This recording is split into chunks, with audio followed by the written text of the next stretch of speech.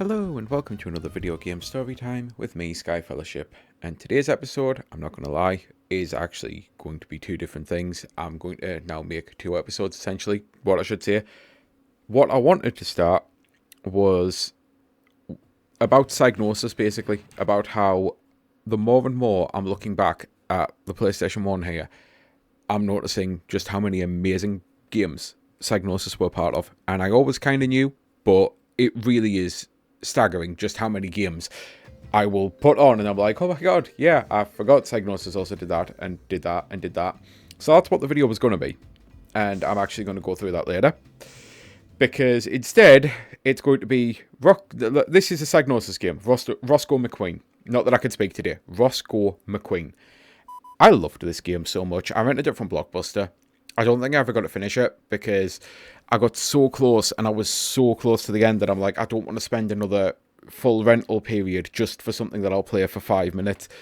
So it was on my list of when I finally get the ability to play PlayStation games again, I want to actually play through Roscoe McQueen.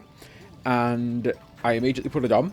And at first I was like, oh, yep, the controls are going to take a little bit of, like, a little bit of time to get used to again, because it's how a lot of games used to control without a second analog, where basically I've got a button to strafe left and right, well, two buttons obviously, and then I turn and move, and that was my first thought. My second thought was, if I can just get used to that again, I'll be fine, because I already know the gameplay is going to be absolutely amazing, because I was messing around in the lobby of the hotel where I was starting basically, or the building or whatever it is, the complex that's on fire, and I was just messing around. I was like using my axe, I was using my hose, and then I launched into the game and I was like, oh, this has got some really offensive stereotyping. So yeah, that's what this episode's about. It's weird how so many games have so much offensive stereotyping and you just don't seem to realise it or remember it. Now, a lot of people like to actually complain about this and like to complain that when people remake games, how dare they remove all of this offensive stereotyping, because these are things that they remember. Do you really remember that? Like, genuinely, is that something that you actually remember when you play games? Because that just caught me completely off guard when I booted Roscoe McQueen up here. At no fucking point was I sitting there going, you know what, I absolutely loved everything about this game. Oh, and I especially loved the offensive stereotyping of Asian people in the first level. No, at no point did that enter my mind. I honestly forgot that it was there, to the point of that I know fine well as a kid, I wasn't, like, very aware of a lot of social stuff, but I knew enough about racism to know that, like, Street Fighter was full of really bad stereotypes, like T-Hawk especially. So I knew that it had them. But with Roscoe McQueen, I genuinely forgot that they were even there, because it's nothing at all that's ever a part of the gameplay. I actually forgot that you even save people. It's not so much that I forgot the stereotyping was there or anything. I just completely forgot that you save people. I remembered fighting robots, I remembered fighting fires, and I remembered having a little robot with you who was kind of like a Navi, but not, as in from Zelda. And yeah, that's all I remembered. I remembered these being like resource management games, and, well, I say games, there was only ever one of them, as far as I'm aware. I remembered it being resource management, essentially trying to figure out where to go next, figure out the puzzles, and, like, find hidden areas and stuff like that. I forgot that hidden areas actually had people inside of them. I forgot that the people were really offensive stereotypes. So yeah, it is maddening that I actually was coming into this video originally assuming that I was going to be like, you know what, I really wish someone would remake this, and I actually do. I do wish someone would remake it. It'll probably never happen, because I understand games like this are in, like, licensing hell, like, someone will own them somewhere, but fuck knows who, and no one will ever want to actually make one, because it's only people like me who actually remember the game fondly. So I don't see it ever being remade, because it would actually need to be remade, I feel, because you can't really release a game with that kind of offensive stereotyping in this day and age. And that's why, again, to circle back, I understand that there will be people who will be pissed off at me for even saying, how dare you say you want to bring the game back but censor it.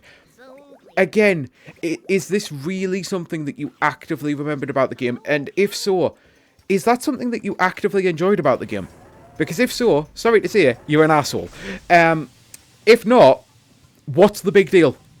If you didn't enjoy the stereotyping, which you shouldn't, because again, that's a bad thing.